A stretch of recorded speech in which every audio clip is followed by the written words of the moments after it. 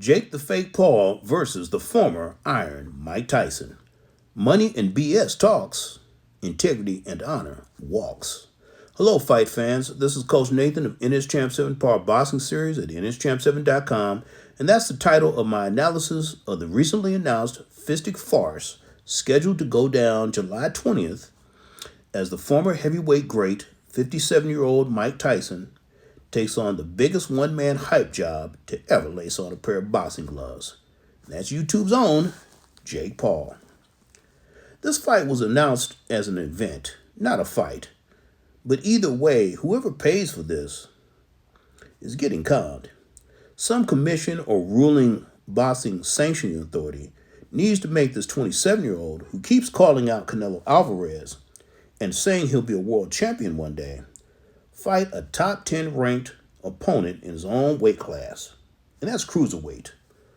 Can you imagine if this were allowed in another sport? Take basketball, for instance, that a young, promising 27-year-old baller likens himself to be as good as or better than LeBron James. Okay, he's pushing 40, so let's say a younger awesome player like Luka Doncic. Then we see he signs for a one-on-one contest versus Charles Barkley or Clyde Drexler. Well, it would be considered a joke, first off, and probably wouldn't be allowed to happen. And by the way, you run the risk of getting hit and brain damage a lot more in boxing than you do in basketball. And I'm a fan of Mike Tyson, but I'm keeping it real with you here, folks. Mike will be 58 years of age by fight time.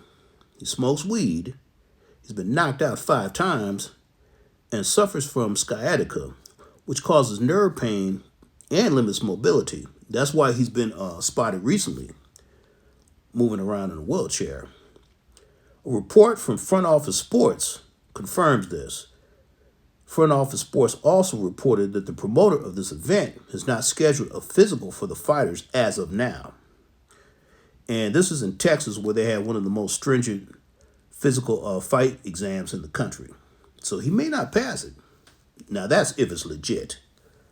This man Paul, if not sanctioned in some kind of a way, will continue to con the public and whoever his fan base is for as long as he can and for as much as he can.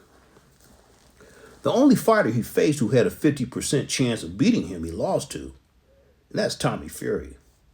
The last 2 guys he fought were, now I used to hear old timers in the gym tell this joke that their punches had the impact of a wet donut, meaning they couldn't punch. And they were inactive for years before he fought them. And another thing, the last person he fought, Ryan Borland, was unranked. He received a little over $2 million for not even a round's worth of work. Other than Fury and one punch he took from Tyron Woodley in their first fight, Paul has experienced not one drop of pressure in a boxing ring. Real boxing people know what's up. Real boxing people also know that with even great fighters, over time, their resistance to taking punches becomes lower and lower. The part of the brain that deals with balance is also affected as well. That's why overall it's more dangerous for an old man to get hit hard in a fight than for a younger man who gets hit hard in a fight.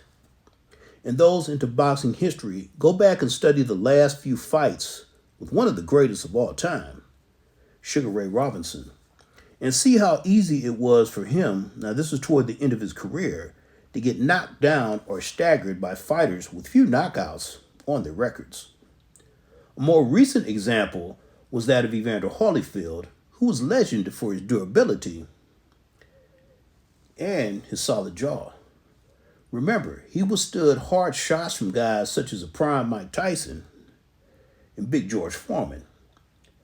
But in 2021, at the age of 58, he replaced Oscar De La Hoya in an exhibition match against MMA standout Vitor Belfort and was repeatedly knocked down and stopped at 1 minute 49 seconds on the first round. On the other hand, this could be just a friendly, glorified sparring session to rake in millions of dollars from an unsuspecting public, of which I wouldn't pay a wooden nickel to see. And I'm sure there's somebody else out there who can relate to exactly what I'm talking about. So that's my take on this one, folks. But don't forget, for elite boxing instruction, elite boxing analysis, and elite boxing philosophy, click that like and notification button and subscribe to NS Champ 7 Part Boxing Series at nschamp7.com.